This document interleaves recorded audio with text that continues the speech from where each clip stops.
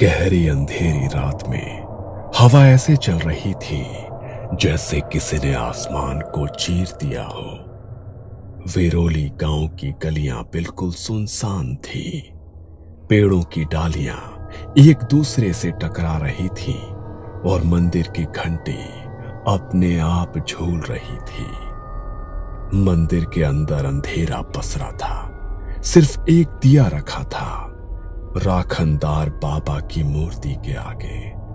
वो दिया जो बरसों से कभी बुझा नहीं था, आज बुझ चुका था। अरे दीपक, दिया बुझ गया क्या? हाँ बाबा, खुद ब खुद बुझ गया। मैंने कुछ नहीं किया। अरे बाप रे, ये शुभ नहीं है। राखनदार कभी बिना संकेत के नहीं सोता। बाबा देखो, ये क्या है? मूर्ति के पास राख गिरी हुई है, जैसे किसी ने हाथ रखकर झाड़ दी हो। राख? मूर्ति के पास राख? हे देवा, ये तो अनर्थ का संकेत है। बाबा, हवा अंदर कैसे आ रही है? दरवाजा तो बंद था। कभी कभी जब देव जागते हैं तो अजीब चीजें होती हैं। उसी वक्त गांव के पश्चिमी किनारे से एक भयानक चीख सुनाई दी। बचाओ, कोई है क्या? गणेश राव और दीपक दोनों उछल पड़े। विट्ठल के घर की दिशा से आई है ये आवाज। चलो बाबा जल्दी। दोनों भागते हुए गांव के किनारे पहुंचे। लोगों की भीड़ पहले से ही वहां जमा थी। विट्ठल की पत्नी सोनाबाई जमीन पर बैठी रो रही थी। कोणीतरी आमच्या घरी आले होते। अरे दरवाजा तोड़ रहे, क्या हुआ अंदर? दरवाजा तोड़ा गया। अंदर विट्ठल फर्श पर पड़ा था, शरीर अकड़ा हुआ, आंखें फटी हुई। उसके होठों पर राख के निशान थे। दार ठकठक झाले तो खिडकीतून आत पाहत होता। मग तो मंदिराच्या दिशेला गेला आणि परत आला नाही। शायद सांप काटा होगा। अरे नहीं, देख उसके नाखून काले हैं। सांप नहीं, कुछ और है ये। गणेश राव आगे बढ़ा, विट्ठल के पास झुक गया। उसने सांसें देखी, सांस नहीं थी, पर आंखें अब भी मंदिर की दिशा में देख रही थी। बाबा, ये फर्श पर क्या है? ये राख के निशान देखो, कमरे से दरवाजे तक बने हैं। सबने देखा, राख की 3 लकीरें फर्श पर थीं, जैसे कोई राख से लिपटा आदमी अंदर आया हो और फिर हवा में गायब हो गया हो। राखनदार उठला आहे। भीड़ में सन्नाटा छा गया। कहीं दूर मंदिर की घंटी अपने आप बजी और हवा में फिर धुंध होने लगी। गांव के लोग मानते हैं कि गांव का हर इंसान राखनदार बाबा की छत्र छाया में जीता है। गांव की सीमा पर बना वेतोबा देव का मंदिर, जिसे अब सब राखनदार मंदिर कहते हैं, उसकी दीवारों पर सदियों पुरानी राख जमी है। कहते हैं कि वो राख उस साधु की है जिसने अपनी आत्मा को इस मंदिर में बांध दिया था। सदियों पहले वेरोली गांव पर एक प्रेत का साया था। रात में लोग गायब हो जाते थे, बच्चों के गले में नीले निशान दिखते थे और सुबह खेतों में लाशें मिलती थी। लोग कहते थे वो प्रेत जंगल के अंदर रहने वाली किसी कालिनी नाम की तांत्रिक औरत का भेजा हुआ था। तो उस समय कोई साधु आया था ना बाबा? हाँ, ध्रुवनाथ नाम का साधु। वो बनारस से आया था। कहा करता था कि उसका एक ही उद्देश्य था, असुर से गांव को मुक्त करना। उसने पूरे 7 दिन मंदिर के बाहर साधना की और 8वें दिन उस कालिनी से सामना किया। कहते हैं कि दोनों के बीच ऐसी विद्या चली कि आधी रात को पूरा गांव थरथरा उठा। बिजलियां चमकी, पेड़ झुके और धरती से राख उठने लगे। आखिर में साधु ने खुद की आत्मा को बंधन में बांधकर उस प्रेत को उसी में समा लिया। वो स्वयं राख बन गया और वो राख वही है जो आज मंदिर की दीवारों पर चिपकी है। तब से हर साल आषाढ़ की पूर्णिमा को हम पूजा करते हैं। राखनदार बाबा को बकरे की बलि देते हैं ताकि वो जागृत रहे और गांव की रक्षा करता रहे। और अगर उसकी ये प्रथा नहीं निभाई गई तो राखनदार नाराज हो जाएगा और गांव का विनाश भी हो सकता है। लोग सिर झुकाकर सुन रहे थे। कईयों के आंखों में डर झलक रहा था। मंदिर बनने के बाद भी कई बार गांव पर संकट आया। एक बार महामारी फैली। लोग कहते हैं कि जब डॉक्टर काम नहीं आए तो राखनदार बाबा के मंदिर से खुद राख उठकर घर घर में बिखरी और बीमारी थम गई। दूसरी बार जंगल की आग गांव की ओर बढ़ी, पर रात भर बारिश हुई और गांव बचा रहा। राखनदार जाग गया था। सालों तक ये परंपरा चलती रही, पर फिर इस बार गांव में नए सरपंच बने, शंकर राव पाटिल। शहर में पढ़े लिखे, खुले विचारों वाले इंसान। अरे अब ये बकरे काटने की बातें बंद करो, ये सब अंधविश्वास है। आज के जमाने में हम रक्त नहीं बहाएंगे। पर सरकार, अगर पूजा छूट गई तो? अरे कुछ नहीं होगा, ये सब पुराने लोग हैं, डराने वाली ही बातें करते रहते हैं। अब हमें आधुनिक होना है। लोगों में बंटवारा हो गया है। हाँ, सही बात है, सरपंच सही कह रहे हैं। पर आधा गांव डर गया, खासकर गणेश राव पुजारी। अरे तुम लोग नहीं समझते, राखनदार कोई साधारण देव नहीं, वो आत्मा है जो बंधन में है। अगर उसका व्रत अधूरा रहा तो वो खुद अपना हक लेने निकलेगा। पंडित जी, अब ये कहानियां बच्चों को सुनाइए। गांव का भविष्य इनसे नहीं बनता। सभा खत्म हो गई, पूजा रद्द कर दी गई। लोग घर लौटे, पर गांव में सन्नाटा था। कुत्ते तक नहीं भौंक रहे थे उस रात। पर गणेश राव चैन से नहीं बैठा। वो जानता था कि अगर बलि नहीं दी गई तो कुछ होने वाला है। उसने आधी रात को मंदिर का दरवाजा खोला, दीपक को साथ लेकर अंदर गया। बाबा, लोग देख लेंगे तो मुसीबत होगी। राखनदार की पूजा किसी मनुष्य से नहीं रुकती दीपक। अगर लोग भूल गए हैं तो भी उसका क्रोध नहीं रुकेगा। आज बलि नहीं है तो कम से कम दिया तो जलाएंगे। उन्होंने दिया जलाया, मूर्ति पर हार चढ़ाया और आंखें बंद करके मंत्र पढ़ने लगे। जय राखनदार देवा, गावाचन रक्षण करा। पर दिया जलते ही हवा का झोंका आया और दिया बुझ गया।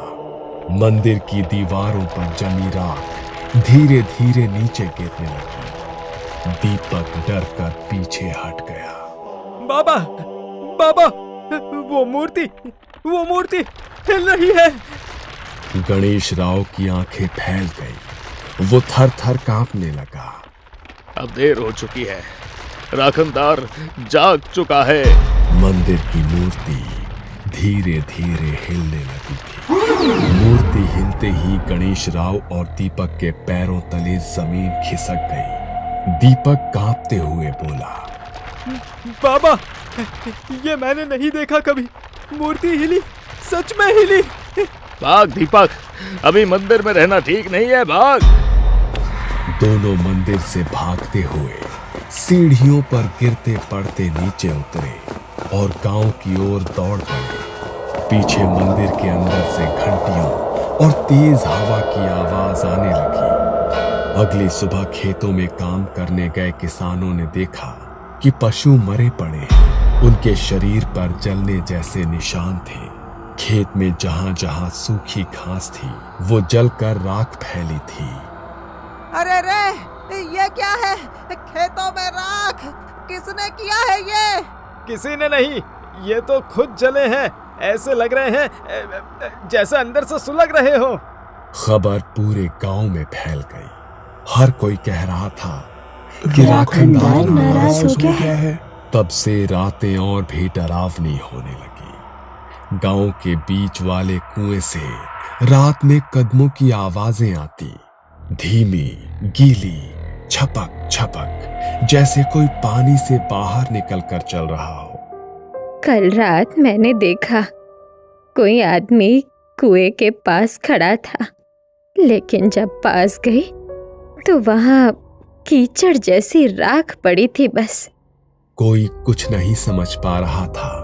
लोगों ने सरपंच शंकर राव के घर जाकर कहा, अब पूजा करनी पड़ेगी सरकार, वरना गांव नहीं बचेगा।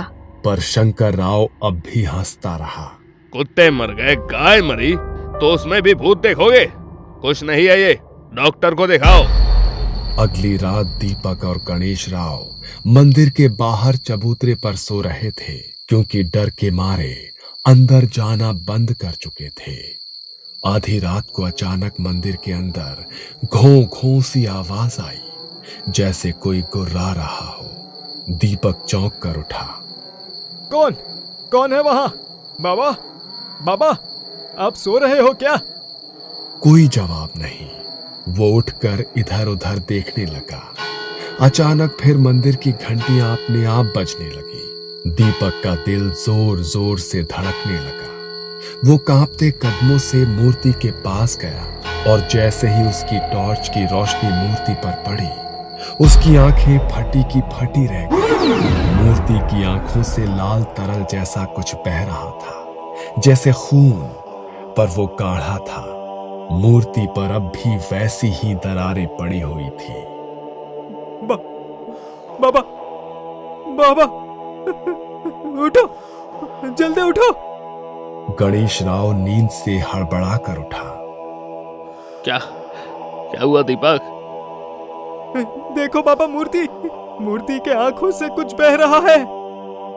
गणेश राव को आंखों पर भरोसा नहीं हो रहा था। उसने झट से पूजा की थाली उठाई, मंत्र पढ़ने लगा और दिए जलाने लगा। पर तभी तेज हवा बहने लगी और दिया जल ही नहीं रहा था। हे राखनदार देवा, शांत हो, हम ही विसर लो नाही। अचानक मंदिर में धूप बत्ती अपने आप जल उठी और उसी वक्त मूर्ति के पीछे की दीवार से भारी और गहरी आवाज आई, माझं व्रत अपूर्ण राहिलं आहे। दीपक वहीं जमीन पर बैठ गया।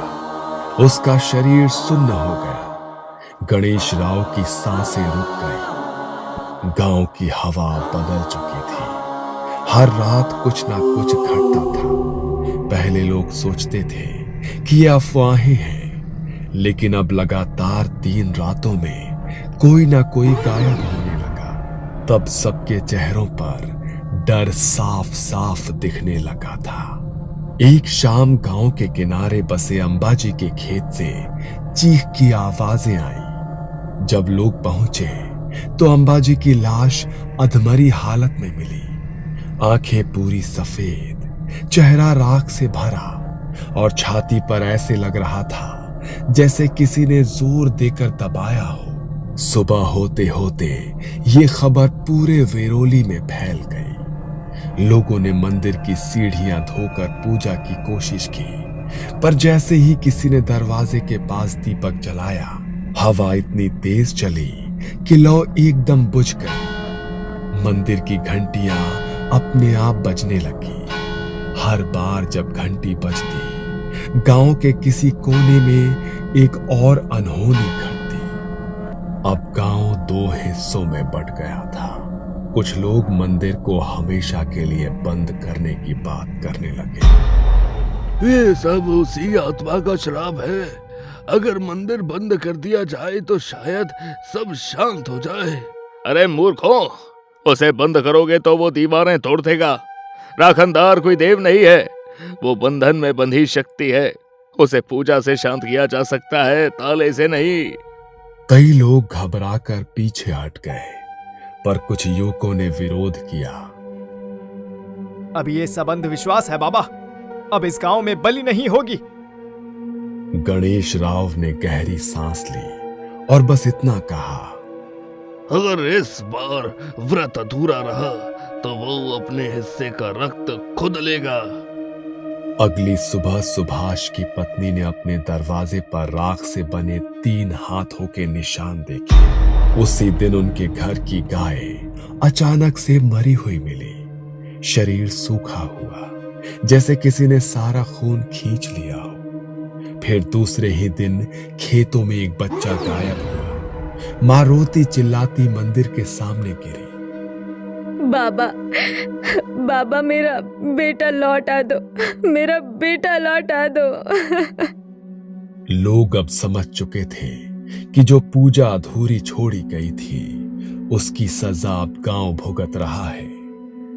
गणेश राव हर शाम मंदिर के बाहर दिया जलाता, मंत्र पढ़ता, राखनदार को शांत करने की कोशिश करता, पर जैसे ही वो आंखें बंद करता मंदिर की घंटी अपने आप बज उठती और हवा में राख उड़ने लगती। कभी दिया बुझ जाता तो कभी मूर्ति से लाल द्रव्य टपकता दिखाई देता। गणेश राव की हालत बिगड़ने लगी थी। उसकी आंखों के नीचे काले घेरे, आवाज में थरथराहट और होठों पर वही एक बात, वो जाग चुका है। गांव के सरपंच जिसने ये सब बंद करने का फैसला लिया था उसे अब रात में नींद नहीं आती थी। वो हर रात सपने में देखता कि राखनदार उसकी खाट के पास खड़ा है, राख से ढका चेहरा, लाल आंखें और हाथ में लाठी। हर बार वो कहता, तू माझं व्रत तोडलंस, आता तुझी वेळ आहे। सरपंच पसीने से भीगा हुआ जागता और दिन भर बेचैन रहता। एक रात उसने अचानक घर से बाहर भागने की कोशिश की। वो नींद में भागते हुए मंदिर की ओर जा रहा था। वो मंदिर के सामने गिर पड़ा और वहीं हार्ट अटैक से उसकी मौत हो गई। सुबह जब लोगों ने देखा उसके चेहरे पर भी वही राख का निशान था, हाथों के 3 छापे, जैसे किसी ने पकड़कर उसकी आत्मा निकाल ली हो। लोग अब दिन में भी घरों से निकलने से डरते थे। कोई खेती नहीं करता, कोई मंदिर नहीं जाता, सिर्फ गणेश राव ही रोज मंदिर के बाहर दिया जलाता और बुदबुदाता रहता। अगर इस साल आषाढ़ की पूर्णिमा तक उसका व्रत पूरा नहीं हुआ तो वो पूरे गांव को ले जाएगा। धीरे धीरे रातें और लंबी लगने लगी। कुएं के पास अजीब आवाजें, खेतों में डरावने साए और हवा में राख की गंध से और भी भारी हो गई। सरपंच की मौत ने पूरे वेरोली गांव को हिला दिया था। अब सबको यकीन हो गया था कि राखनदार क्रोधित हो चुका है। गांव में सन्नाटा था। दिन में भी लोग दरवाजे बंद रखते, बच्चे तक खेलना भूल गए थे। तभी दोपहर को गणेश राव पूरे गांव में घूमने लगा। अब अगर हम चुप बैठे रहे तो राखनदार सबको ले जाएगा। आज रात सब लोग मंदिर चलो, उसके सामने माफी मांगनी होगी। बाबा, अब कौन जाएगा उस मंदिर में? वहां तो उसकी परछाई घूमती है। वो रक्षक है, दुश्मन नहीं। हमने उसका व्रत तोड़ा है। जब तक हम उसे उसका हक नहीं देंगे वो शांत नहीं होगा। शाम तक गांव के लगभग आधे से ज्यादा लोग जुटे। हर किसी के चेहरे पर डर था, लेकिन गणेश राव की आवाज में एक अजीब दृढ़ता थी। रात काली थी, हवा धुंधली थी। जैसे जैसे लोग मंदिर के पास पहुंचे उन्हें लगा कि जमीन कांप रही है।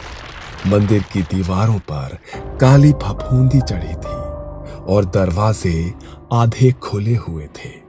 गणेश राव ने अपने थैले से माला, बेलपत्र और मिट्टी का दिया निकाला और कहा, सब लोग मौन रहो।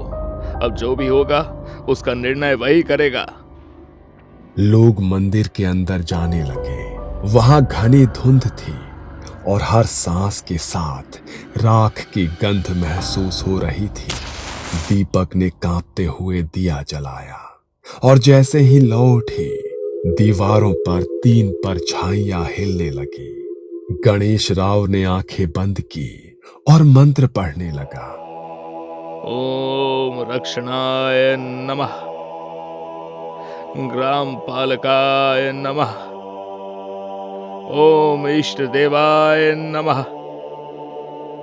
दीपक ने माला उठाकर मूर्ति के गले में डालने की कोशिश की, लेकिन तभी तेज हवा ने उसे जैसे धक्का दिया और दीपक पीछे गिर पड़ा और मंदिर की घंटियां अपने आप बजने लगी। मूर्ति के सामने एक काली परछाई धीरे धीरे आकार लेने लगी। वो इंसान से ऊंचा, राख से सना और उसकी आंखें अंगारों जैसी लाल थी।